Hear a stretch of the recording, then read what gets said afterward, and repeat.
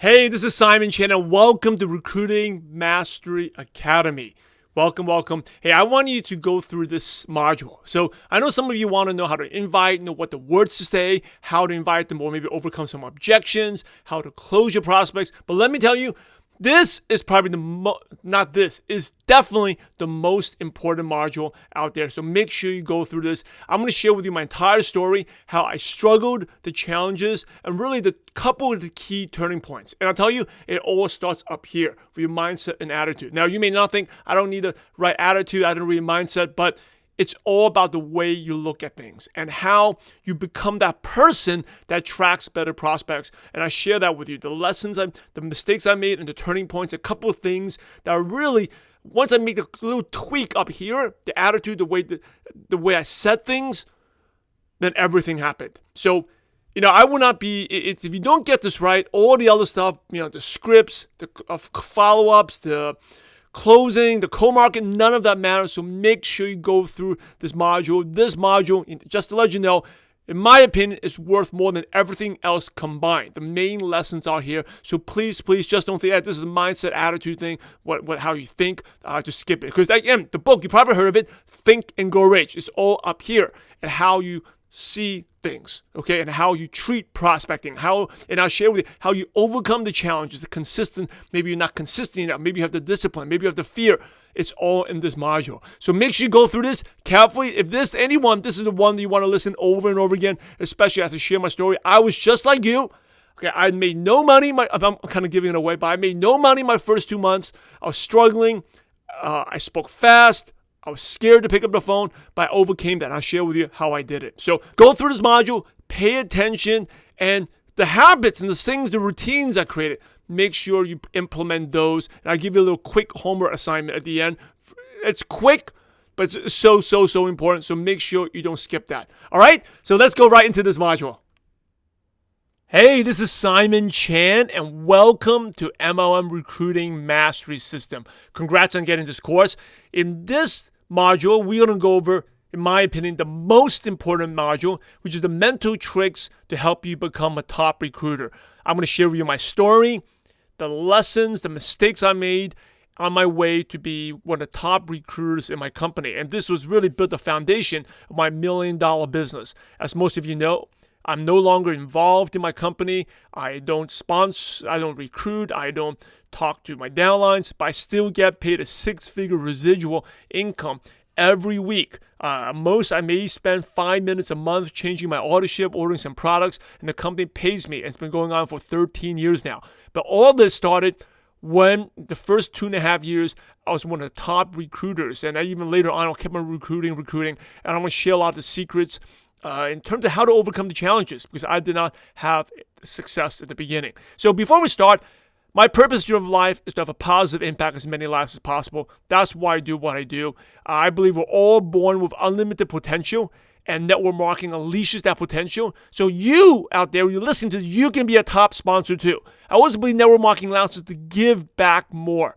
Right, and you may be so far that how I'm going to give back, how am I earning? But trust me, if you follow what I'm going to teach you, you will get there. And I think most important, network marketing allows us to be better parents because you're always leading by example. And especially with this module, the mental hacks, the attitude, the way you look at things is going to help you not just become more successful in business, but in life as well, and most importantly, at home. So whether you have kids or not, it's going to help you create a legacy. So our purpose at MLM Nation is to empower 10,000 distributors to achieve a full-time income, and that's why I do what I do. Before we start, okay, I'm going to go right into it. I'm very excited. I just want to give you my no BS, no hype disclaimer.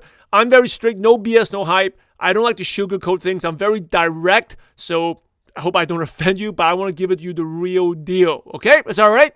Okay, let's get started. So let me just share my story because it's very unique.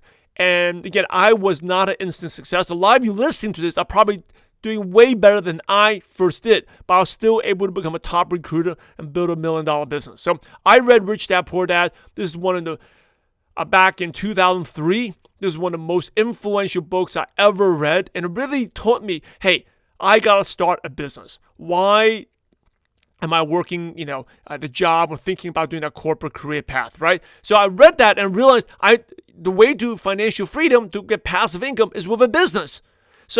But I didn't know what business to start.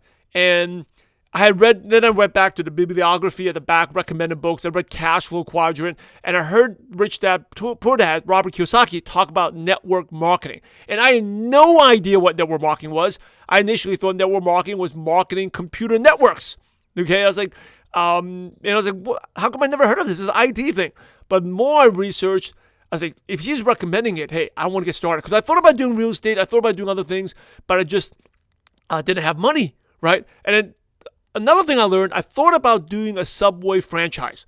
I like the franchising model. And the reason I like franchising model is because you don't need a product, and because someone's going to give you the product, and you have the system in place, right? So I didn't need to invent something. I didn't need business skills and marketing. I didn't need networks and connections.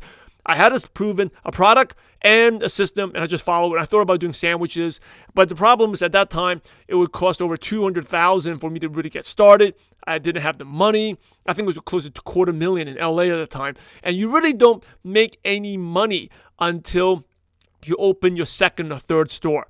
And you have to work it. I think the thing that really killed it was not only that I didn't have the money, but you have to work the store. I can't just hire someone to work it. I had to work there 7 days a week. And I thought, maybe there's other ways. And that's how I researched more and found out about this network marketing thing and got more interested. And around the same time, this is really important. I lead with purpose. I talk about purpose. It's really important because there are times when you feel, you don't want to do the business. You're going to get frustrated, but the thing that pulls you through is your purpose in life. And I read Purpose Driven Life, and that summer, while I was searching for businesses, deciding whether I should do network marketing or not, I read the Purpose Driven Life, and after doing the 40 chapters, I found out that God's purpose for me was to have a positive impact as many lives as possible. And I looked at different businesses, and the one that actually allowed me to help people the most, because I realized even though I grew up from a shy, quiet background, I used to always serve my church. I help out youth. I'll coach youth basketball. I get the why, helping kids off the streets and teach them basketball. I enjoy doing that. And I realized that I had thought network marketing was a sales business, selling. But at the end of the day, it's a coaching and mentoring business. So I started looking into it and said, hey, network marketing will allow me to fulfill my purpose-driven life. And that's why I got started. So believe it or not, no one needed to convince me to do network marketing. I said, hey, I'm going to join. I'm going to do network marketing. I basically sponsored myself. Okay, I researched. I found a company. I was very, very skeptical. Okay? I read Network Marketing for Dummies. I read a couple of books about network marketing, your first year network marketing. Very, very skeptical. And I wanted to join an established company. So I went to Google, put that company's name and put Los Angeles in there, found a random person, and I emailed him. I called him, and I basically said, hey, and I'll call him named Lucky Dave. Okay, let's call him Lucky Dave because he's pretty lucky, right? A random person calls him up. And I was, hey, Lucky Dave, how do I sign up? I want to join. And that was it. And that is how I got started. And I knew network marketing worked, okay? I read Network Marketing for Dummies. And it taught me that if you do the business consistently with the same company for 5 years or more, you could make $50,000 a year. Okay, that's what it said. If you do consistently every day for 5 years, you can make a full-time income. But I said to myself, $50,000 is too little, especially I live in Los Angeles. I want to make a six-figure income. But I knew I could not quit for 5 years. If I quit before 5 years, I'll basically be cheating myself. I'm going to give it all. And I set a 5-year goal of not quitting. So this is actually a picture of a poster.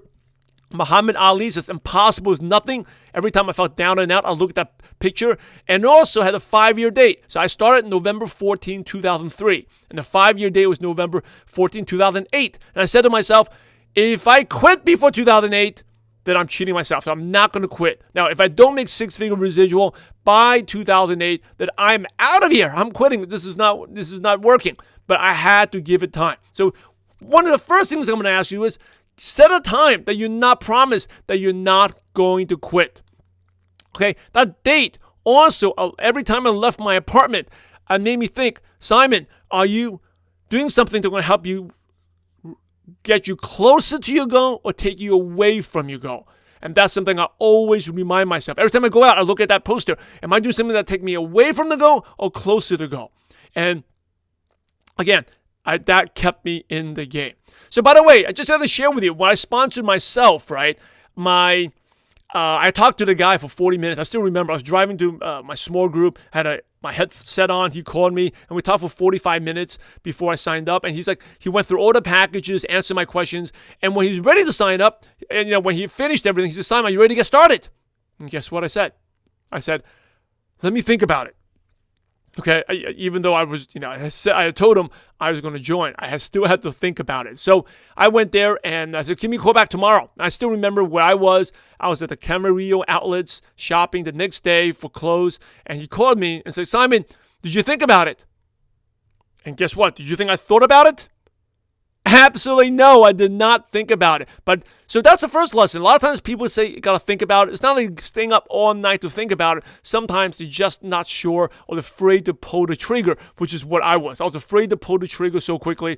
So I said to him, "You know what? Hey, I'm going to think about it." So he calls me the next day, asked me, "Are you ready to get started?" I actually was shopping, and he said that I told him, "Call me back in 2 hours." He called me back in 2 hours, and then I basically gave my Amex $1,400. There you go. I'm ready to get started.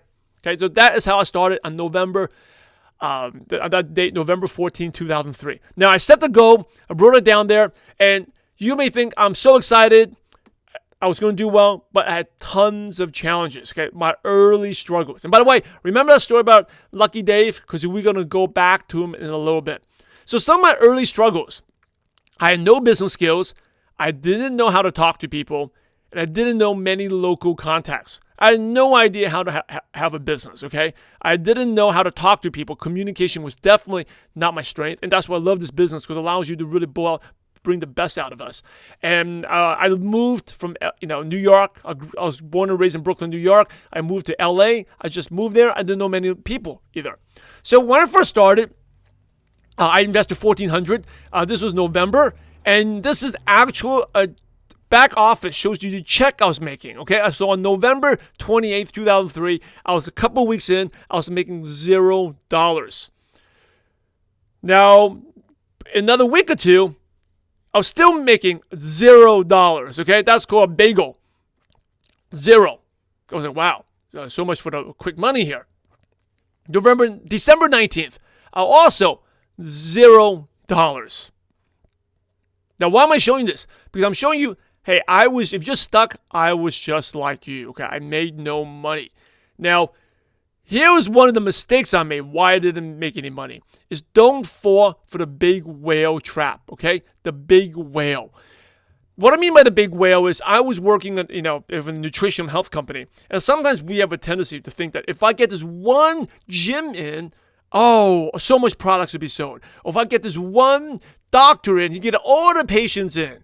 Or I get this all these trainers in. Right? Or recently, I actually did a training, and I talked to these teachers.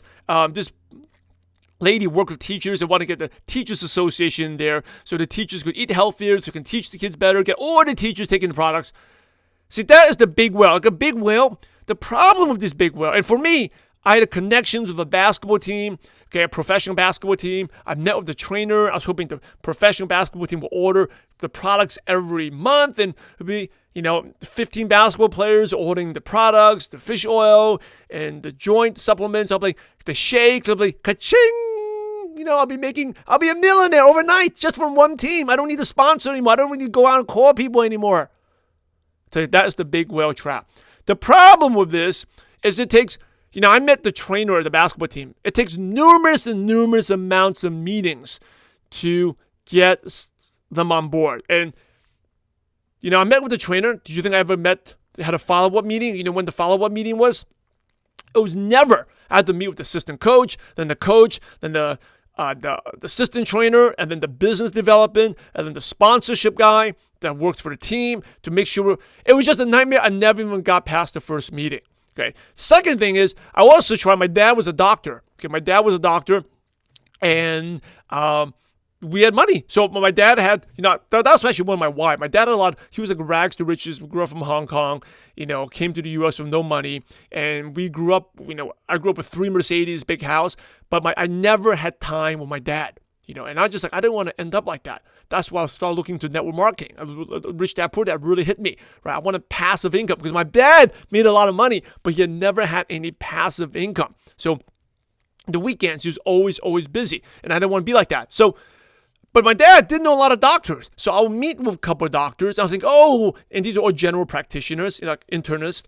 I was like, if they can come in and they get all the patients, and some of these doctors, my dad's friends that make like $1 million, they see 50 to 60 patients a day. Okay, granted, they have no life, but they have tons of patients. It's like, wow, if they can get 50, 60 patients using the products every day, it would be ka-ching. I don't need to recruit any more people. I get a basketball team on one of my legs and a doctor on one leg, and I'm set for life. I never have to pick up the phone. Okay, that's the big whale trap. These doctors, they're extremely busy. Number one, you have to buy them lunch. You have to wine and dine them. They're so spoiled by the pharmaceutical companies that give them all these. I'm telling you, I spent like $500 on a dinner once for these doctors, okay? In $200 on lunches. It's very typical. You have to buy the whole staff lunch just to get in with a doctor. It wasn't worth it. And I talked to less than 10 people for the first month. Okay, I'm telling you, this business is built on talking to the quote-unquote average person who's hungry for success and getting them on board. Not getting the big, the athlete on there, the team, or the doctor is not built like that. Okay, get the whole company on there. Now, granted, that does happen, but you're not talking enough people. You create momentum by lots of people. And here's the rule. This business is very boring if you have not many people to talk to. If it's slow and every day you're waking up like, who should I talk to today? I'm sure you're bored at the business. This business grows when you're so overwhelmed, you have prospects, names coming out of your ears, and your schedule's packed. You don't have a time to take a break. You're just going on and on. Hey, congratulations. That's when you're making it. Okay, so it's fun when you're going fast, but really boring if you're going slow. So if you feel like your business is tough, you're probably not talking to many people, or you have your hopes on this big whale. Don't fall for that. Another thing I didn't have is I didn't have any consistency. Okay, the consistency. I had no consistency. I was doing the business a little bit a day, and the reason why is because I never had business skills. I didn't know what it meant to be a business. And one of the problems, for network marketing is it's so easy to get in, but we all want to be our own boss, but we don't want to be our own employee. So you got to work it. Here's the best thing. Work the business like a job. That means every day you got to show up. Okay? If you're not showing up talking to people, you are closed for business. You don't have a business. And sometimes I hear people talking like, I'm working my website, I'm doing this, but you're not talking to people. That's like a restaurant. If the restaurant is like, I'm installing an oven, I'm painting the walls, I'm making the menus look nice. But it doesn't matter. You're not open for business. You're not serving customers. You know what's going to happen to your restaurant if you do that? You'll be out of business. The only way a restaurant can be in business is if its doors are open and customers are coming in. If you're not talking to people, you are closed for business. And you'll be out of business very soon. Okay, the only thing that matters is talking to people, and I didn't have the consistency. Now, the only thing that kept me in was I would listen to team training. So I was 2 months in. By then, I had invested $2,000. We had a monthly auditorship of like $300 a month. I invested $1,400 in 2 months. I'm down $2,000. But I knew the business worked because I had read Rich Dad Poor Dad. So I read Network Marketing for Dummies. So we're first year in network marketing. So what is going on? And I listened to a training call, and this was the wake-up call. I still remember I was driving to my parents' house in December of 2003. It was a cold night. I was out hanging out with friends, pulling up the driveway, and this guy, he's on the team call.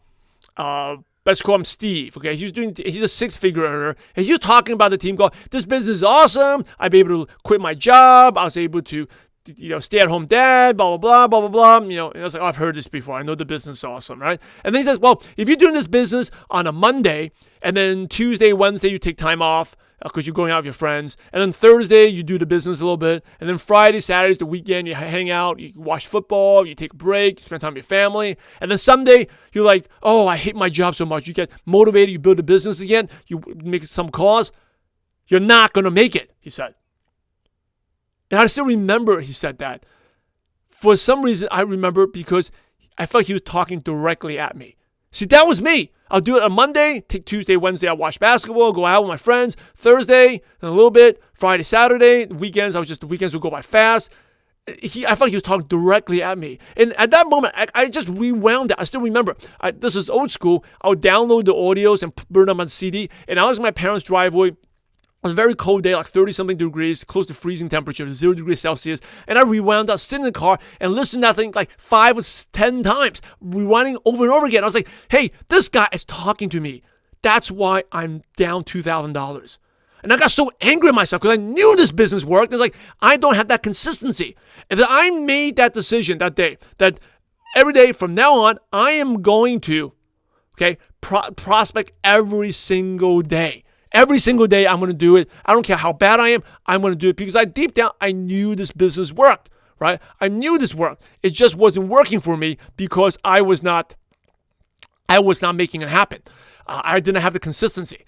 So that was the wake-up call for me. And so you got to treat, lesson here, you got to treat your business like a job.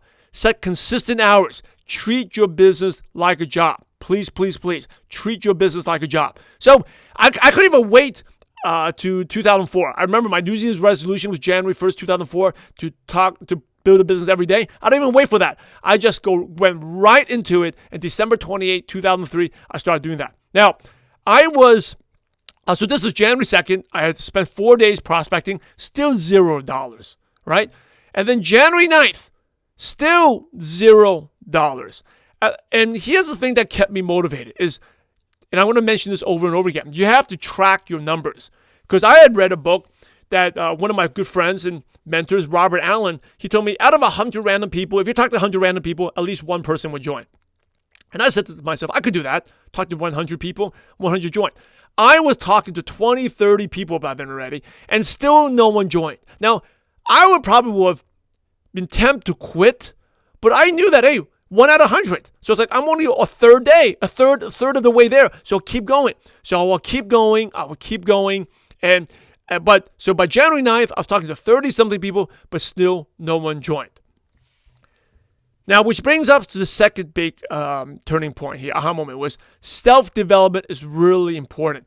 Okay, that is a picture of my old library.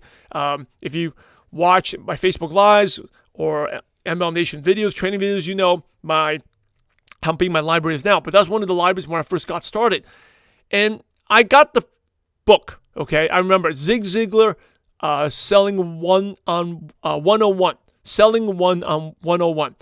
And the funny thing is, my mindset at that time, I didn't feel like self-development. I'm telling you, the more you invest in personal development and the more you're comfortable in just putting money down in personal development, the more you'll grow. At that time, I'm embarrassed to say it, the reason I chose Selling 101, because it was the cheapest book on sales on Amazon. Okay, I could spend $12 on a glass of wine, $20 on a lunch or dinner, but too cheap to spend more than $10 on a book. But anyway, I bought that book. I figured I need to learn some communication skills, sales, or whatever. I just got that book. It's the cheapest book. And that started me on a path to personal development. And here's the thing. You got to remind yourself. When you're not earning, make sure you're learning. Okay, write that down. When you're not earning, make sure you're learning. Because sooner or later, eventually, you will earn. Okay, when you're not earning, make sure you're learning. Now,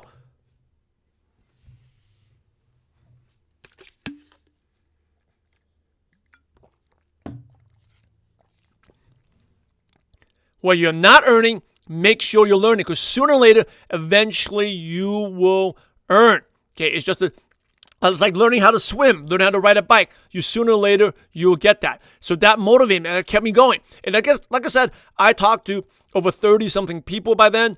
I still no results. Okay, so next step is I had a vision. I want to teach you, how do you create your vision? Your vision is extremely important. Okay. So people use the word vision a lot. They say, oh, I want to travel. I want to pay off my debts. I want to do this. You know, vision is created by 3 things. Number 1 is created by your self-development. Right? If you have trouble getting your vision, you're not learning enough. If you read a lot of successful people, what they do is you get inspired. I got inspired by reading autobiographies. I got inspired by going to, the number 2 is the people you spend time with. I went to an event. I hung out with my mentor. I got inspired by how he doesn't need a job. I got inspired by his friends who also don't need jobs. Other leaders in my company. Right? And number 3 is you get inspired. Your vision's created by events and places you travel to. Going to events, meeting people. Right? So the books you read, the people you know, and the events you places, you create a bigger vision of what you can do. That's how vision is created. And I had this vision. I created a dream board. I did everything the books tell me. And tell you, it works. This is my dream board. Right? Now, the amazing thing, out of all these, I've accomplished all of them. Right? Except for one of them, because that's actually a retirement thing. When I'm 60, 70 years old, that's where I plan to go to, Carmel by the Sea. I have a house there. I'm not there yet. I'm still very much younger than that. But everything else there, we accomplished. Okay, from the wedding we wanted to, where we planned a dog that we have, where we planned to go, the Disneyland with the kids, everything. The dream board, okay, motivated me. And every day I'll look at this.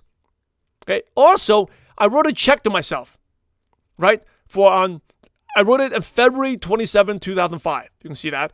And I wrote down, by a certain date, I will make $250,000. And it says, I am a leader and winner, and I will make it.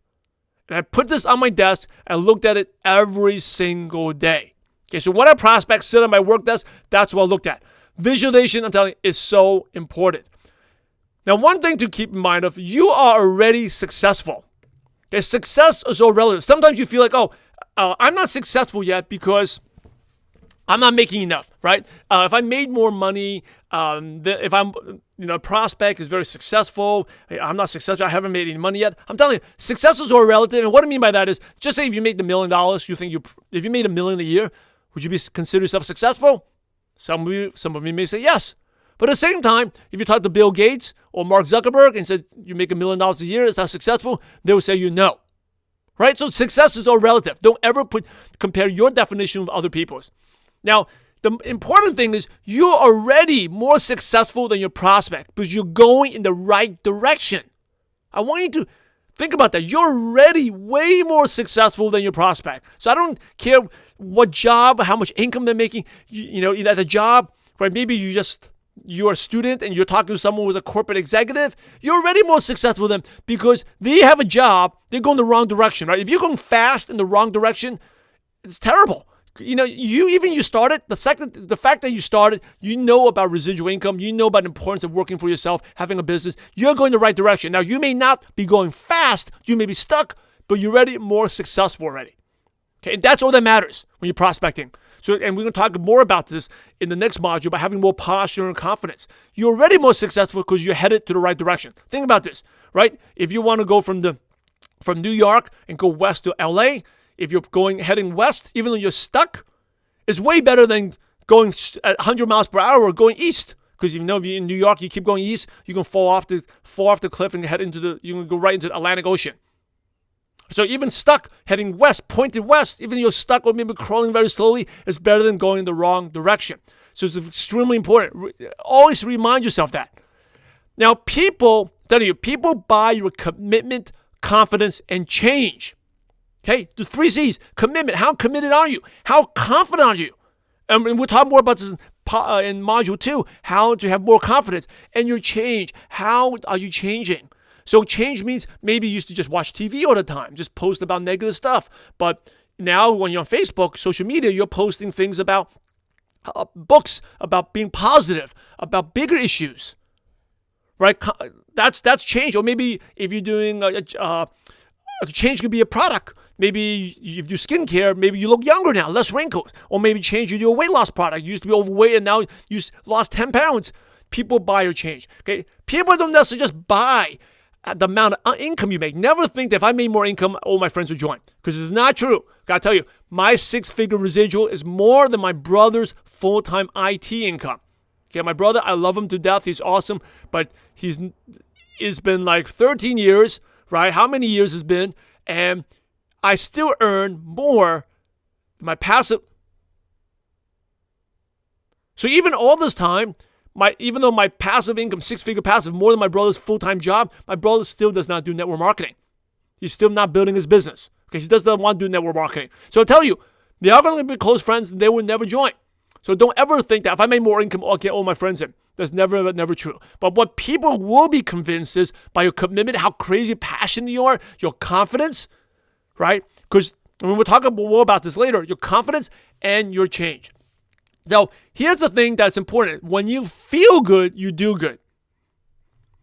And like Tony Robbins talked about putting yourself in the peak state. There are days when you know what I'm talking about. You can feel that you can do anything, right? Because when you feel good, you do good. But then there's also days where, you don't even feel like getting out of your bed, right? Because when you feel good, you do good. So you always want to make yourself feel good. Because when you feel good, you're positive, you're excited, you want to prospect, you want to go out and push yourself. You're inspired. That's why creating a short win every day is very important. Whether you're exercising in the morning or do something of gratitude is very important because when you feel good, you do good. And so some things I used to do is I would work out. Always worked out before I prospected. I also, if I'm feeling down or tired, I would do like 20 jumping jacks and 20 push-ups, get my blood flowing, and I feel pumped. Or, some of you, maybe you want to dance to music, right? Or give your loved one a hug. Whatever it is, loved one a hug and you have to put them down, that should inspire you. You can hug your kids more, right? Give your loved one even more hugs. That should inspire you. When you feel good, you do good. So and here's a good exercises. One of my mentors taught me, you take a fist, and you pound you. And here's a good exercise, right? You take a fist and just instantly make you feel good. If you just say you make a fist in your hand and the other hand you open your palm and you just say, I'm the best. And you hit yourself like this. I'm the best. And you say it 10 times. I'm the best. I'm the best. I'm the best. I'm the best. I'm the best. I'm the best. I'm the best. I'm the best. I'm the best. I'm the best. Whew. Gosh, I feel that good. I'm fired up. I just felt so much better just doing that. Right? And that's exactly what I do. I'll do that. I'm the best. I'll pick up the phone call. And before I can start thinking, is that person ready? I'm the best. Pick up the phone and start dialing. And people can sense that energy, right? They sense that confidence. They sense your energy and your commitment. That is what people is buying. Keep track of numbers. Very important. Keep track of numbers because it encouraged me. Now, I know sometimes I talk to people. So how many people have you talked to? They say I've talked to 20. I've talked to 20 to 30. Well, I say, there's a big, is it 20 or is it 30?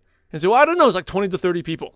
I'm telling you, it is really important to track your numbers because there's a big difference between talking to 20 to 30.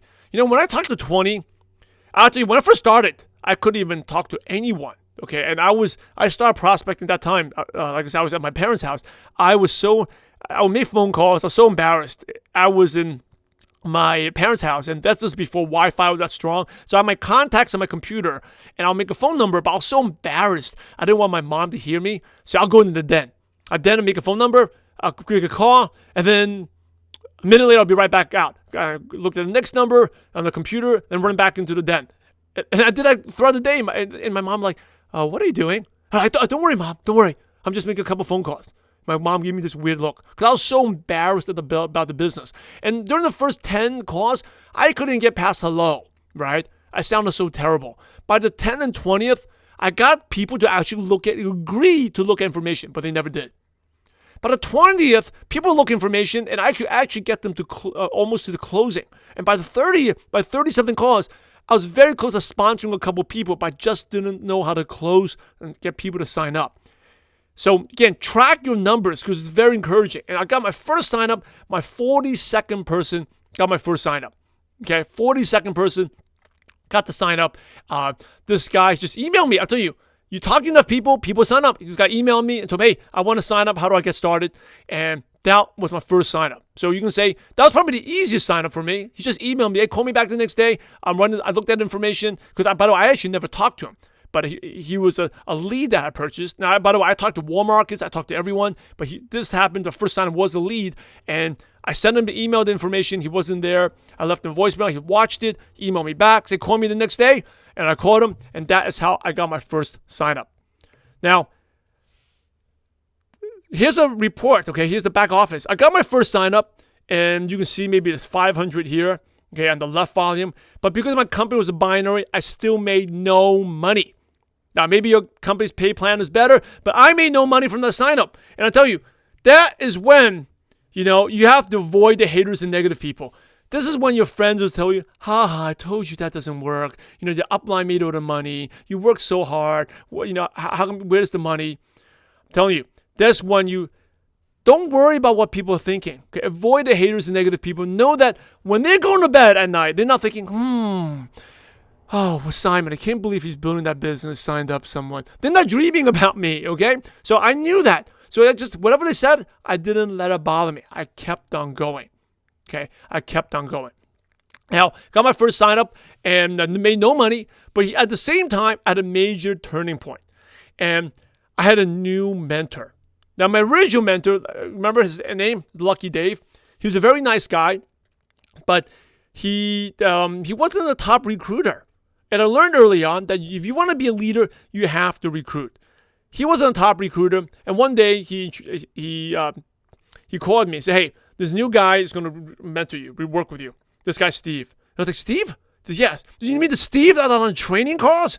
That does the training calls?" I was like, "Yes, Steve is going to work with you." I was like, "Oh my goodness, I'm so happy," because my original upline, Lucky Dave, he was part-time. But Steve was full-time. He's an amazing leader.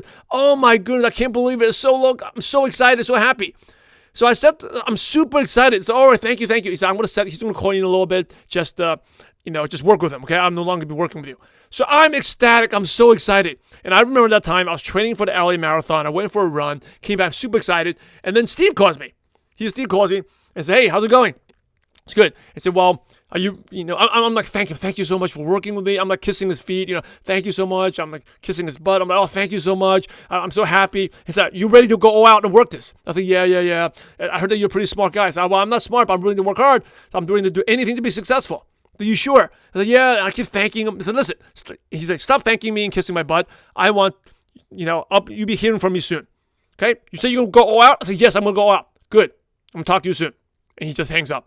So, okay, well, wow. Okay, so I'm like super excited. I'm super excited now, right? And I remember that time, Friday, my girlfriend at that time had a picnic, and because it was a day off, and then so we went to the Santa Monica at the Palisades Park in Santa Monica, had a picnic. And this was the picnic right here. And we were there at like 2 p.m. We had a good time, and I got a phone call. And I said, "Oh, this is Steve." I'm like, "Steve, how's it going?" I was like, "Thank you so much for working with you. I'm super excited." And you know what he said to me? "So, who are you signing up today? You have a phone call." I was like, "What?"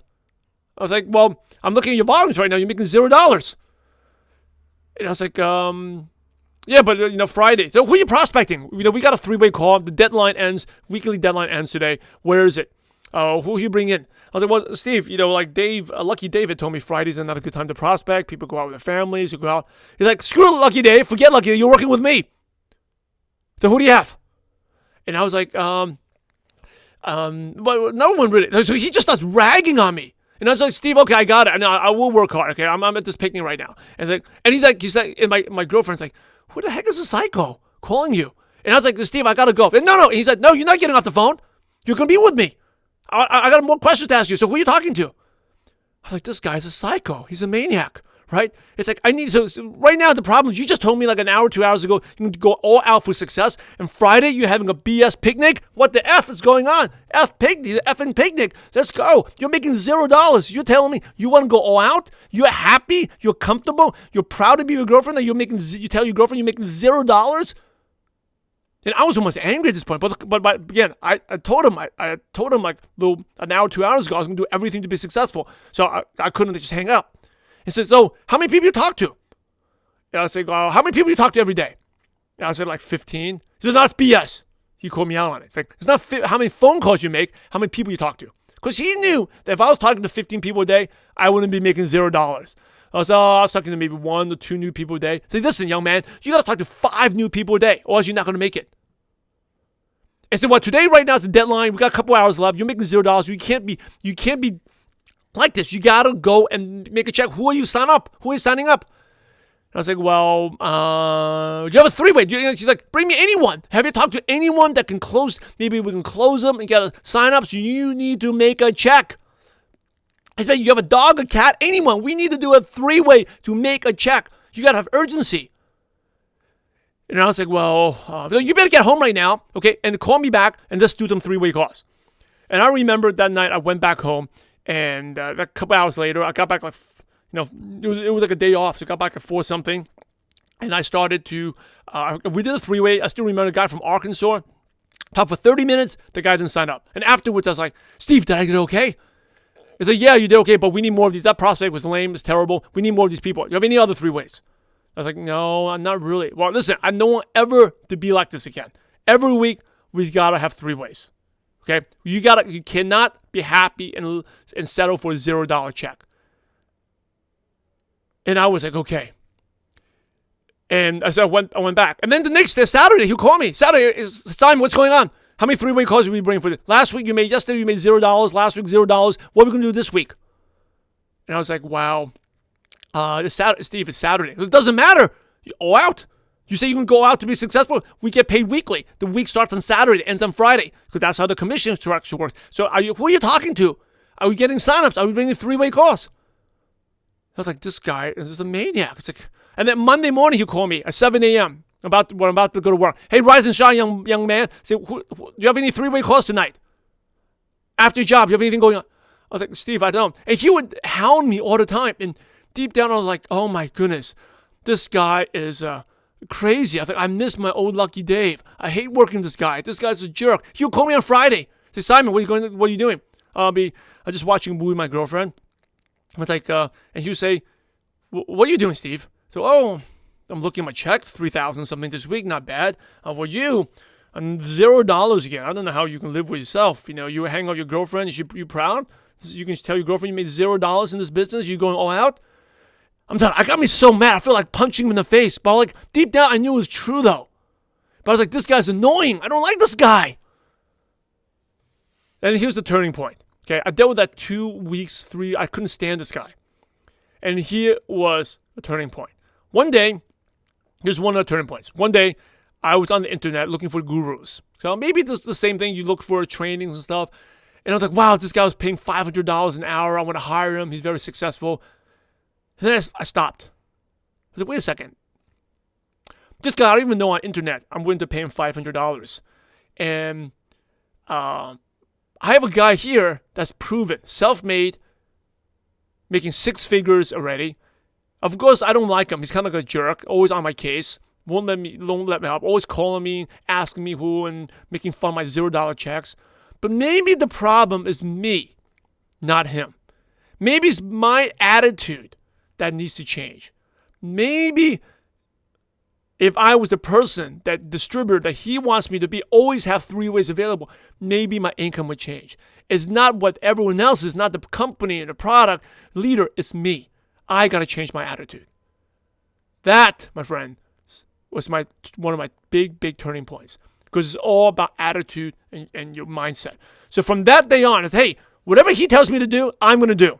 So stop complaining. It's like, it's not working. I'm just going to be. So if he says 3 ways, I'm going to have them ready. Since that day on, that's how everything for MLM changed for me. Okay, I had the winning attitude, mindset of a top leader. Every time Steve called me, doesn't matter how early, 7 a.m., say, who do you have today? Who do you got going on? I was like, hey, John, I talked to John. We have a possible 3-way on Tuesday. Mary's not good. Elizabeth lives out in New Jersey. Bring her to the meeting on Thursday on the webinar, on the conference. Actually, not the webinar, on the teleconference. This is way before we had webinars. Teleconference. I had a list of people.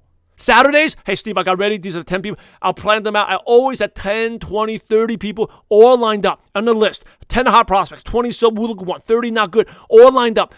All bring 3-way after 3-way after 3-way. You ask me, Simon, who you got 3 ways this week? I put up someone. Boom, first one, sign up.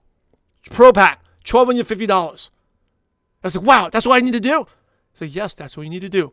Prospect and bring people to me. That's what I did, and the rest is history. Okay, so attitude, you got to have that consistent prospecting time. Okay, consistent daily prospecting time. And I said it every day at 4:30 to 6 p.m., I would prospect the business. I would say no. My friends want to play basketball or game on? No. I would do this? No. Everything was no. But I did consistent daily prospecting. I would prospect. Now, I would go out for dinner with friends? No. I'll do it afterwards. And I'll prospect every day, 4:36, and during lunch hour, maybe 15, 30 minutes. Every single day, 5 days a week. On the weekends, a little bit more. On some days, maybe a little bit less. I did more planning. But I've spent time on the business every single day. Prospecting 6 days a week. On some days, I'll spend more time on planning or recapping for the day. That was a turning point. I started treating my business like a job, non-negotiable, right? Think about this. If your boss told you to show up at a certain time, at 5 p.m., would you show up? Of course you show up. But a lot of you who listen, you don't show up for yourself. Just like the way I wasn't showing for myself. And I got angry. I was like, I'm showing up for my boss, but not for myself. How messed up is that? I'm showing up for someone else's fortune, but not for myself. So I started changing. Every day, 4:30 to 6. So I want you to start thinking right now. You can maybe stop, pause this tape, pause this video, right? What time I can do the business every single day? Okay, now maybe you have a different daily schedule and you can't do it at a specific time every day, but every day you got blocking an hour and a half to do it. It could be chunks of time, 30 minutes here, 30 minutes or 30 minutes, or 15 here, 15 here, dropping off your kids, you're waiting for your kids, 15 minutes, make a call. But you got to be in your calendar, because if it's not in the calendar, the thing called Parkinson's law, where things fill up a vacuum. Life will always happen to you. Things will always come up, and you'll never be able to focus on your business. You'll be like the restaurant, for example, that's closed. Painting walls, but not open. You need to be open. You need to have a consistent time prospecting. Just like a restaurant has open hours, you need to be open and prospecting every day. So we talk about pause and peak state. Before you do that, get yourself in peak state. If you don't have time to exercise, listen to music, just say, I'm the best, I'm the best, I'm the best, I'm the best, I'm the best, I'm the best, I'm the best, I'm the best, I'm the best, I'm the best. I am the best 10 times. That'll make you feel better. Okay? But set that time every single day, prospecting. Treat your business like a job. So let's talk about daily routines. We talked about, making a consistent daily prospecting time. So, but what do you actually do during this prospecting time? So this is the formula to help me become a top recruiter. Number one, it's called 5-5-3. Number one is you want to do 5 invites or 5 exposures a day. So just go out there and make sure you talk to 5 people and ask them whether they're interested to learn more about the products or about the business. And if you want to know what to say, we'll cover that in module 2, right? Invites, 5 invites. Second 5 is 5 follow-ups a day. And the third one, 3, is 3 presentations a day. So you are either doing 3 presentations a day, or someone is hearing from an upline 3 times a day, or a webinar, or you're sending 3 videos a day, but 3 people are seeing the presentation. Okay, so let me repeat this. Number 1, 5 is just asking them whether someone's interested. So if I ask them, hey, are you interested to earn some part-time income that won't interfere with your current job? And the person says, no, that's good. I got one of the 5 down, right? Second 5 is 5 follow-ups a day. You have to be following up, and we're going to talk about in the follow-up module, importance of following up. So 5 a day. Now, if you haven't prospected in a while, just like the way I did my first 2 months, you may not have anyone to follow up. But that's okay. If you start doing the first 5 and doing the next one 3 presentations, soon you're going to have lots of people to follow up. Okay, so 5 invites, 5 follow-ups, and 3 presentations a day. Now, important thing is you want to use 3-way calls or use tools. Okay, doing 3-way calls or using tools. We'll talk more about this in the module about inviting, but you never want to present and talk too much, because the more you talk, the more you lose, because the prospect thinks they got to do what you did to them. Okay, your prospect always thinks they got to do what you did to them. So if you're talking a lot and you're selling them, they think they got to be good salespeople too. And then you can get, I don't like to sell objection, or I'm not good at selling, or I don't like selling, and so on, right? So use 3-way tools, do 3-way calls, or use tools. Now, once I started doing this, I'm telling you, I got my first $200 check. Okay, this was January 23rd, 2004. Having that consistency. It's amazing what consistency can do. It's like learning to ride a bike, exercising, learning how to swim. If you're in there doing it, you will get it. Now, I was terrible. It took me 42 people to get my first sign up, but I didn't stay 1 for 42. I got better and better. I was 1 for 35, then 1 for 30, 1 for 20. I eventually got to 1 out of 10. So that means if you send me out to the street, to the food court or the mall, or give me the yellow pages, or walk to random businesses and talk to random people, if I talk to 10, I would get 1 sign up. How do I know? Well, you know how I knew? Because I track my numbers. Okay, tracking numbers again. It's very motivating, very important to do. So having a weekly goal is what my mentor taught me. You got to have a weekly goal. Just like a restaurant has a weekly goal, a McDonald's has a weekly goal. Everyone has weekly goals. Do you have a weekly goal? You have to hit that target. And especially if your company pays you monthly, you have to have a weekly goal, because a lot of times you don't do anything for the first 3 weeks and then you're scrambling for the last week of the month. So you don't want to do that. You want to have a weekly goal, all right? And once that, my weekly goal is 100 to 200 a week. And I'll do everything. And it's just like, my mentor, before I had that attitude change, before I had the attitude change, I'm telling you, remember I was at the picnic, not doing much? I wasn't earning much money. But once I had an urgency, every week I'd hit a goal, I started getting checks, weekly checks, 100, 200 a week. Now, I'm talking about my original sponsor, Lucky Dave, why you never quit, okay? So my company was a binary. If you don't know what binary means, you need to have 2 strong legs to actually make income, all right? So that's just to give you a quick recap. It's actually a little bit more than that. But he had a leg with like 80 people in Japan, and I was in a weak leg with like 15 people. So long story short, the legs were not balanced, so he was not earning much. And again, like he was a nice guy, really, really nice guy. I'm grateful that he helped me at the beginning, but he was never a leader because why? Because he never really recruited that many people. Right? One of the first lessons I learned, he's recruited like 9 people in a year. And my mentor says, anyone who recruits 9 people is not a leader. So I learned early on that leaders are recruiters. So what happened was one day he called me and he left for another company. Long story short, he tried to recruit his downlines. Again, you can never do 2 MLMs at the same time. It's not just a conflict of interest, it's a conflict of time. You don't even have, you're not going to even have enough time to build one business. How are you going to build 2 businesses? But he actually tried to do it unethically. He tried to take his downlines and move them over. He approached me, and I'll tell you, I was tempted because the grass is always greener. You have this mentality, the grass is always greener. It's the other side, it sounds better, it sounds easier. I'll tell you, really, it's not, okay? If things are not working out for you, it's you. That's the problem. So anyway, he left, and you know why I didn't quit? It goes back to the vision. And going back to, remember the Muhammad Ali, I set the 5-year date, right? Let me pull that up for you. The 5-year date. I was not going to quit until November 14th, 2008. And that kept me going. But I do admit, I was tempted to leave because his new company sounded so good. Anyway, right after he quit, I made my first $1,000 check. Okay? First $1,000 check. And really, within a month, I earned a $1,000 check. And like, I'm telling you, I actually took it, I was kind of offended. I was like, if he thought, he must think I'm a total idiot. Because if he knew my vision and what I'm going to do, why would he quit? He was basically set up. And just to let you know, if he stayed in the business today, his Japan team eventually became like 200-300 people. I myself have over 80,000 downlines. He will be earning $80,000 a year doing nothing. Now, it's not $1 million, but doing making $80,000 a year doing nothing, hey, that's pretty good, right?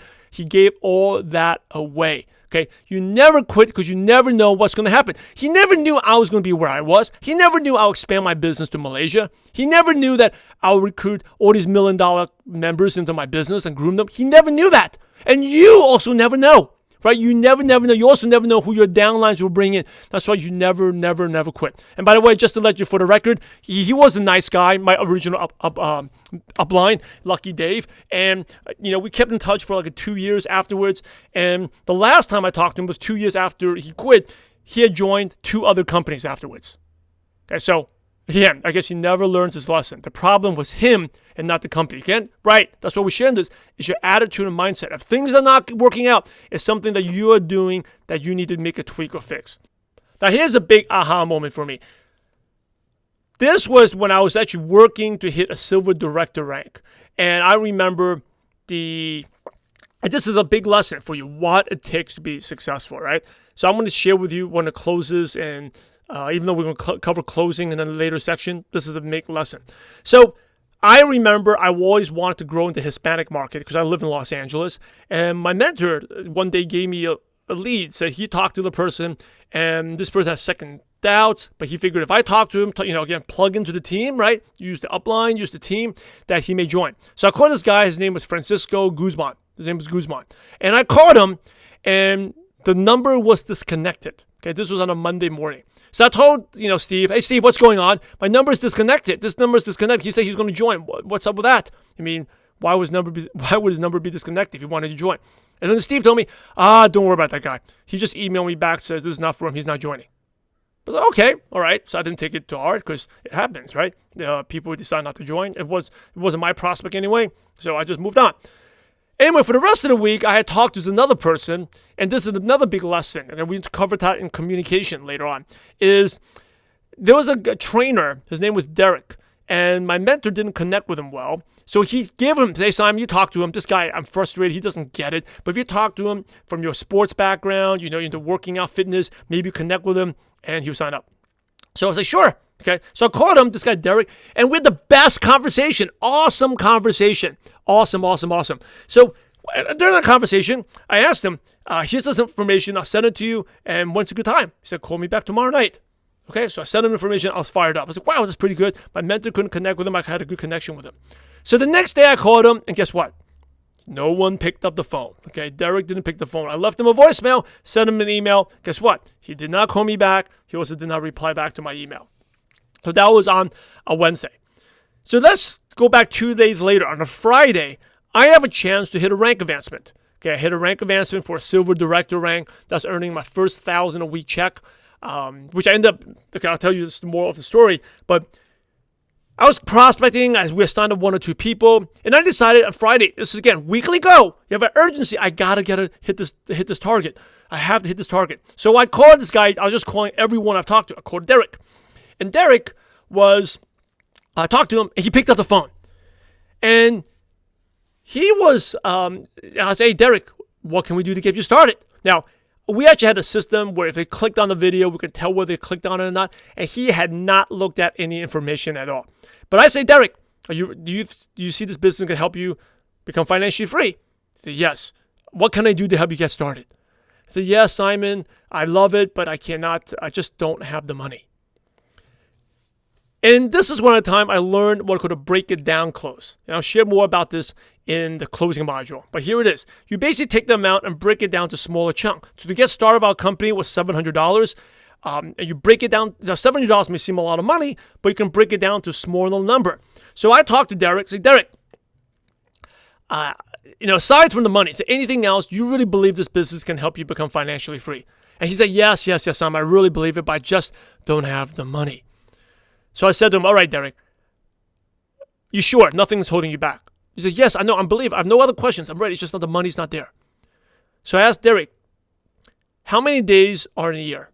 He said 365. So how many days are in 2 years? It's about like 730. So let's just say 700, right? And it costs $700 to get started. Would you be willing to invest $1 a day for the next 2 years so you can be financially free? And when I said this, there was a pause. And he said, well, Simon, let me get my credit card. Let me get started. And boom, that's how he got started. I'm telling you, when I signed him up, because I broke it down to $1 a day. Okay, 700 divided by 700 days is like $1 a day. That's all it took. And for him, $1 a day was easy, no-brainer. So he was willing to put on his credit card. But for $700, he wasn't willing to do it. Now, here's the aha moment. Not only was the close worked, but I was ecstatic. See, this was someone that my mentor couldn't sign up, couldn't connect with, and I could sign him up. So all of a sudden, I'm on, we talk about peak state. I'm an ultimate peak state. I'm like, I'm the best. I'm only earning $200-300 a week, but I'm better than a six-figure earner because I can sign up someone that a six-figure earner could not sign up. I was so excited. So I'm going out there. I call a couple other prospects. There's no one else to call. I take a break. I went to work out. And when I'm working out, I'm in exercising. I'm in peak state. I feel great. I'm positive. Because remember, when you feel good, you do good. I'm calling my mentor at this time. He's like, all right, great job. Keep going. Go for the $1,000 check. You can go. He gave me some other people to call. He's like, if you run out of people, here's some people I talked to before. I can't get hold of them. Maybe you follow up. So by the way, that's another tip. We tag team with leads, okay? These are leads that we generate online together, and we will co-market. If he can't connect well, he'll pass them on. Just like the way he passed the trainers to. He couldn't connect well with the trainer, and I connected well with him, right? So he gave them to me. So I caught a couple leads, and then finally I caught this one guy called Guzman, and he was in, the phone was really choppy. He was in Alaska, Okay, Alaska, because he was near the Bering Strait, the phone lines, because there's ice, they don't have good phones there, so they just had a satellite, like a satellite phone connected. So I talked to him, and I signed him up on the first call. I tell you, I was so on fire, because remember, people buy your confidence, commitment, and change. I was so confident, so fired up, so committed that 15 minutes without looking at any information, signed up just like that. And I'm like, oh my goodness, oh my God, I am so good. I am so good. I'm so fired up, right? So at the end of the whole thing, I signed up 7 people. Okay, I didn't make the $1,000 check, but I made some 7 people. And over the weekend, one of the things is you have to train those people, right? I got to train. So I'm going out there and I go through the names, training, get them started trainings. And this was the big aha moment. While I'm going through, especially I was so proud of the guy from Alaska, signed up on the first call. His name was Guzman. I was like, now for some, that name sounds familiar. So where did I hear that name from? It turned out that guy, Guzman, was the same guy that the Latino guy that I called. My mentor said he wasn't going to sign up on that Monday. Could you believe that? But actually, he turned out he wasn't Latino. He's Filipino. Guzman is also a Filipino last name. Same person. Now, let me ask you this. If I known during my euphoria when I was on a roll, I called him and signed up on the first call, 15 minutes. If I known he was the same person that emailed my mentor saying that he wasn't going to join, do you think I would be able to sign him up? No way. I'll never be able to sign him up, right? Because I knew negatively, I thought he's not going to sign up. But because I didn't know about him, didn't know any history, I was so fired up with passion and confidence, I signed him up without him looking at any information. And by the way, he was like a work at home. He's someone that wanted to work at home. I just got him to sign up. That is the power. That was a major aha moment. That is not the information you give or what you say, it's how you say it. And any negative beliefs. I admit it. If I knew he was the same guy that had emailed and said no, my energy would have been different. Or maybe I wouldn't even have called him maybe. Because I would prejudged him. But because I was so euphoric, so fired up, I signed him up on the first call. Big aha moment there. So if you have any negative, people will say, if you think negative, people are not going to sign up, they will not sign up. So it's not what you say. Remember, it's how you say it. It's not what you say. It is how you say it. All right? So think about this. And here's the big moment. Would you talk to your prospects differently if you're earning what your top earner was making? Okay, if you're earning the big bucks, would you talk to your prospect differently? And that was the turning point for us. Okay, and I share another turning point. I was driving. I was picking up one of my leaders. I was earning $200-$300 a week, and I picked him up. I was visiting New York, and on the way back, we're listening to a live training call that was recorded, a live dial. And this guy said to my upline, my mentor, like, I don't have the money. And most of the time, when I used to say, well, if you don't have the money, when will you have the money? Right? They say, oh, a month from now, and a couple weeks from now when I get paid. And then what happens when you call them? Do they ever take your call? Well, if you're like me, you can never get them on the phone. They kind of disappear, right? And by the way, on the follow-up module, I'll share with you, if you have these prospects, what I call a witness protection program, or kind of hiding, you can never get hold of them, I'll teach you what you can say so they will talk to you. Okay, there's a good script for that. But at that time, I was just say, when we have time, I'll call them back. And I'll never sign up anyone like that. So I was listening to the live dial, and my mentor said, he said exactly this person, he's like, he asked this person, do you have any questions before I help you get started? He said, no, I don't have any questions. I love this business. I just don't have the money. And he said, well, I can understand maybe you don't have the money's not in front of you, or maybe not in your wallet, but I'm sure in your bank account or on your credit card, you can get started. But the reason you're telling me this is because you have some questions and fears that this may not work. So how can I answer your questions? And I was listening to this with my downline leader driving. We were stuck in traffic, New Jersey and Hoboken. I'm like, oh my goodness. Can you believe he said that? He basically called him a liar. He's like, right? Because most of us, I don't have the money. He says, I know you have the money. It may not be in front of you or in front of the coffee table in your wallet, but I know it's in your bank account or put on a credit card. You can get started. But the reason you're telling me this is because you're afraid. You have some questions. You're afraid this may not work. That's why you're telling me that. He basically called the person a liar. But he said it in a nice way. And he was confident. And you know what happened? That person said, you're right. Brought up 2 or 3 other questions. My mentor answered them, and the guy signed up. When I heard that, I was like, I can't believe it. John, can you believe it? He just called him a liar and he signed up people like that. How come we can't do that? And John said, well, it's because Steve was earning six figures. He's earning $3,000 a week, and we're only earning, you're earning $200-300. I'm earning like $50 to $100 a week. But I was like, John, what happens if we if we talk like that? We have that type of confidence. And that was a big turning point. Right? Imagine you were earning the big bucks. How would you talk to your prospect? Again, it's not what you say, it's how you say it. And a lot of it all comes out to the 4 beliefs. Of course, my mentor can say that because he believes, right? The 4 beliefs. The belief in the MLM profession. You believe in your company. Believe in your products. And believe in yourself. Tell me, this one thing will change your whole business. Talk like you made it. Now, I'm not saying you're going to lie about it, but talk that you made it. Faith it. Not fake it till you make it. Faith it till you make it. Now, you're on stage, and it goes back all the way, goes back to your vision and the movie you're playing of your life, right? How do you see yourself? 4 beliefs. You're always working on those 4 beliefs. The MLM profession, the company, the products, yourself. And if you work on these, you'll be able to talk to people more confidently. And it's not where you are right now, it's where you're going.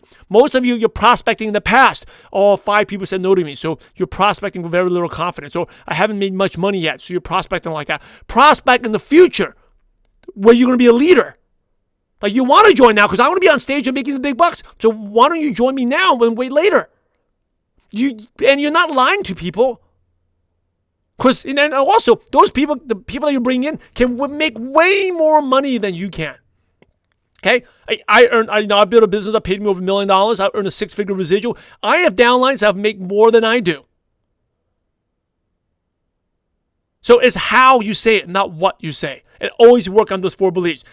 Going to events, one of my another turning point, going to the events. Now, this all happened, I'm sharing with you, in the first 6 to 8 months. I shared with you my first 2 months, I wasn't earning much. And now I went to my first event in April 2004, San Diego Convention Center. I remember it was yesterday. Right? Now, I thought at that time that people in network marketing who join or, I shouldn't say pathetic, but kind of pathetically broke, okay? Financially not doing well. And out of desperation, out of no hope, network marketing is the best opportunity. That's where they join. So I went in there. I went to this event, and I didn't even want to go to the event, okay? It's just a long story short. I slept 1 hour. I don't want to go into details, but I slept only 1 hour. Maybe at the event, if you come to the event, I share what happened. But I slept only 1 hour. I had to pick up a downline, drive 2 hours. I was just like a comatose at the time. I actually slept in the parking lot for like a couple of hours. And then I went to the event. But the turning point was, I remember, we had a team dinner. And I was sitting next to this woman, Lynn. And we got to know each other. And I have heard about her. She was at earning a couple hundred a week, something like that. And then she asked me, Simon, what do you like to do? I heard that you like to fitness. I share with her. And I asked her, what does she like to do? And she said, I like to ride horses. I said, ride horses? I said, yeah, I have stables. I like to ride horses with my kids. We have a couple of horses and stables. And I'm like, I asked myself, what type of person has horses? People who are very wealthy, right? It's like, and it turned out that this woman, she actually had a financial investing company, financial services. She sold to corporate people and made a lot of money, sold it for a lot of money, had money. She was set for life. And I was like, why do you do network marketing? Well, because I want a residual income stream. I'm like, deep in my mind, I was like, oh my goodness. Like, this woman doesn't even need money. She's doing network marketing. And all of a sudden, that belief in the profession skyrocketed. I was like, this is, if I had any limiting beliefs about network marketing, I'm embarrassed about this business, it went out the door. I was like, oh my goodness, this is the most awesome business. We have women who owns horses, has a stable, and they're doing network marketing. That was such a big belief builder for me. Again, working on the beliefs, right? You got to talk about how confident, passionate it is that I made my first $1,000 a week the next week. I hit Silver Director. I was trying to hit this, working hard to hit the $1,000. I finally hit it. Okay, I took the event to do it because I just spoke with different passion, commitment. That's what people are buying. People saw a change in me. I liked the business, but now I was convicted. And it wasn't the words I said, it was how I said them. Now, the magic number, right? I kept on doing this consistently, day in and day out. I talk about the 553. The magic number is a concept. There was another thing that was a big aha moment. See, we all have a magic number. So what is your goal? So for example, your goal is to make $50,000 a year. The magic number is the number of people you need to talk to until you hit that.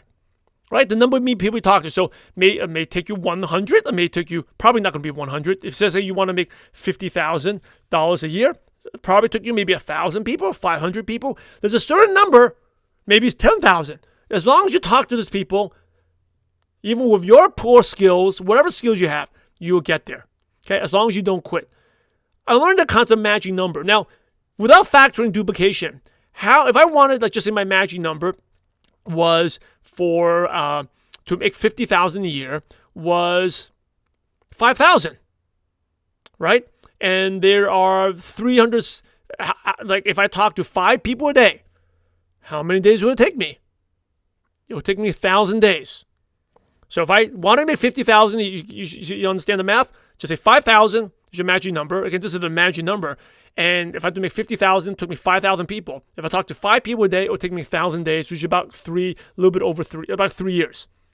Now, if I want to make it quicker, I didn't want to wait for 3 years, right? To make 50,000. What could I do? I could simply talk to 10 people, more people, right? So say I talk to 10 people a day, then 10 new people a day, not follow-ups, new people a day. Then I'll hit my magic number. 5,000 divided by 10 will be 500. I'll make it in a little bit over a year. Another way I can do it is improve my skills, learning. That's why it's very important to listen to the training over and over again, okay? Especially when we talk about skills and the mindset. So the magic number concept was it goes back to keep tracking. It's so important to keep tracking of your numbers. And the magic number concept it goes back to tracking, gave me hope. I knew that if I hit a certain amount, I'll get it. And to get the 50,000 a year, it took me 1,100 prospects I talked to.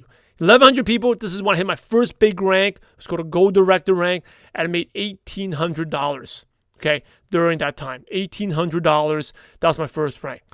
Now I kept going, and that's when you're going to learn a lot of the things I teach in the other modules. Duplication is creating a simple, duplicatable system that didn't require sales skills, being a good presenter, right? Simple system. And I kept on doing it. Again, the magic number, by 1,400, again, because I have duplication now, I reached $3,000 in a week. Okay, this is when I hit the Ruby Director income. And the cool thing is I hit this in the middle of my vacation. I was actually in New York at that time. I was going for this rank. I knew that I was planning to go for the rank in September for Ruby. And I waited. I was like, oh, not good timing. One day I woke up in June. This is like 3 months before that. Woke up to $3,100 check. Not bad, right? That was how I became a Ruby Director. Started off, okay, with duplication. Couple of the concepts before we wrap up the module is the tortoise and the hare. Never compare yourself to others. There's people who make it quicker than you. Don't worry about it. Don't compare. Don't beat yourself down because they're dealt with a different deck of cards. I understand that. I'm a father of 3 kids. If you have 3 kids and the southern person doesn't have kids, you probably have a lot tougher. All right, you have more responsibility. Now, if you never were a networker, didn't network before, provide value, wasn't shy and quiet like me, it's probably going to take longer. I had people that made the 50,000 year mark in a couple of months. I met this person in a couple of weeks, 8 weeks. But he had done network marketing before. He was a communicator, very good at networking for years. I was shy and quiet. I didn't know how to talk to anyone. But the tortoise and hare, never compare because everyone's dealt with a certain deck of cards. Also, if you're stuck at your rank and you want to get to your top company rank, you see people much quicker, doesn't mean that they'll still beat you. They may slow down. You may go quicker. It's like learning how to ride a bike. You may hit the exponential curve and boom, shoot up.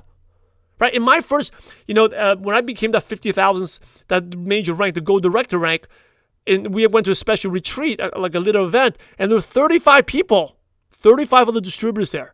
And most of them made it way quicker than I did. But you know what? Out of the class, only 4 of us became a top diamond director. And I was one of those 4. So even though they beat me to a certain rank, hey, I beat them to diamond. But that also doesn't mean I'm better. They may beat me to the other rank, right? So never compare yourself to others, okay? As long as you're running your own race and stay focused. Now, this is a major lesson as we're almost wrapping up here. One of my mentors also left the company.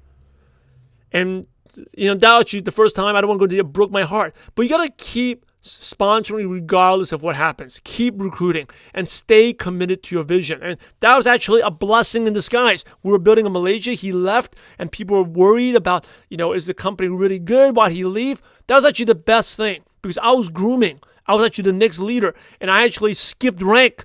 That whole challenge allowed me to focus even more, build a belief on my team. That allowed me to step up because he was really the leader and he did a lot of trainings. Once he left, I was the man. I led everything. And people, again, prospect always feels, can they do this? Will you help me? Right? Is this for real? They saw me step up and do all the more trainings, start leading the team, running everything, being on stage now instead of my mentor. I just fill in the gap. That built a belief in me. I was committed to my vision. They stopped buying into my vision. I actually was able to skip rank. I became a diamond director. From Ruby, I skipped Emerald, went straight to diamond because of that. And the diamond check at that time was $4,300 in a week. Okay, that happened in May in 2008. And the cool thing about this business, when I did that, it was, I worked my butt off. We took us like 6 months of planning to get that rank, just getting my team together. We set weekly goals, monthly goals, targets, shooting for the rank, but we hit it. And then I took like a nice 3 months off. I got married in June of 2008. It was my dream wedding. This was on the hills of Palos Verdes. This is actually very close to where I live now, overlooking C.L.A. And thanks to the network marketing, we went to 2 honeymoons. Okay, we went to Bora Bora. It's one of the most beautiful places in the world. You can see a picture of you on the video. See the picture there. And we got to stay in one of these huts. It's a hotel. It's really cool. You can see the ocean floor there. These hotels, rooms like that. We got to rent a boat to visit these really cool, these little tiny islands called motus. I didn't even know that, islands. I mean, I grew up as a city boy, right? In New York and then LA. Get to go there. It's very, very cool. This my wife and I just visit these huts and islands. I've never done that type of stuff before. Most beautiful place. If you've never been there, Google it. Bora Bora, one of the most beautiful places. And then, this was back in, we got married in May. This is June. And then, actually the honeymoon was July. We got married in late June. Okay, I hit diamond in May, wedding in June, honeymoon in July, and then in August went to the second honeymoon. Went to fulfill one of my lifetime dreams, going to the Beijing Olympics. That was really, really cool. This is in front of the main stadium, and then we were at the Cube there. Here's a picture of me at the tickets. Okay, that was actually really funny. My wife loves to take pictures, and I was actually afraid someone's going to rip off my tickets because it was really, really hard to get, like $1,000 each, those tickets, going to watch Michael Phelps. And this is in a water cube, watching. And we're at the Great Wall of China then. And then in September, we bought our home. We actually bought our first home, our first dream home, that time in Los Angeles in September 2008. We took like 4 months, basically June, July, August, September, 4 months off. And you know what? Our income stayed the same. That's residual income. That's why you can never afford to quit. Because that magic crystal ball, that magic number's there. You never know who's going to come into your business, right? The key is to teach a simple system. Track the numbers, have a simple system. We can go in the next modules once I start what the system should be. Once I start teaching the simple system. Here's an example of a recent back office. Over 880 people, 1,000 people join my business every week. Okay, that's called duplication. It took me, I still remember, 42 people to get my first downline. Now, 880, 1,000 people join my business every week. This is a picture from our team in Malaysia. Okay, from Malaysia with a team.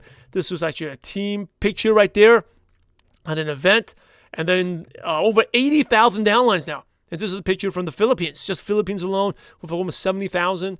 Total business, 80,000 downlines. And then 2012, won the award called the President's Award in my company. Was the #1 fastest growing distributor. So summary of this module. Number 1, you got to visualize. Visualize your success. It's the movie in your mind. Okay, your self-concept, how you see yourself. Your self-concept, self-esteem is the most important thing you have to protect. And you want to take images, right? Think of all the past successes you've had. You're already successful. You're already more successful than your prospect. That's all that matters. It's not where you are or who you were. It's where you're going that matters. Okay? Yesterday is history, but tomorrow is a mystery. Yesterday's history. Today is your opportunity. Yesterday is history. And tomorrow is your legacy. So never quit. Make the promise not to quit. Have that consistent routine, that 5-5-3 routine. Okay, the 5-5-3 routine, extremely important for you. 5-5-3. I'll put it in here. Okay, again, invite 5 new people a day, 5 follow-ups a day, and do 3 presentations a day. Always work on the 4 beliefs. belief in the profession, belief in the company, belief in the products, and believe in yourself. And one of the best ways to do that is to attend events and also be around top leaders. Use tools, okay? Tools or three-way calls, three ways. Three-way calls. Never talk too much, because when you talk too much, you actually become a salesperson. You actually discourages people from joining. It turns people off. Also, track your numbers. I admit, if it wasn't for tracking my numbers, I would probably be very, very tempted to quit at the beginning, because, I didn't know where I was going. It's just, I think if you're going somewhere, driving somewhere, if you didn't know where you're going, how long you get there, it's very discouraging, right? If you ever been on a long road trip, what do you normally use? You use a GPS. So GPS tells you when you're going to get there. If you didn't know when you're going to get there, that drive is very miserable. Or you may even think you're going the wrong direction, right? So track your numbers like the way you use a GPS. You have to track your numbers. No, it's really important. Not many people do this, and that's why most people fail. Track your numbers. And lastly, have a weekly goal. You have to have weekly goals. Okay, without weekly goals, it's just like, and you're not treating it like a business. Every business in the world has goals, weekly goals. You want to be more specific, set a daily goal. And your daily goal is basically 5-5-3.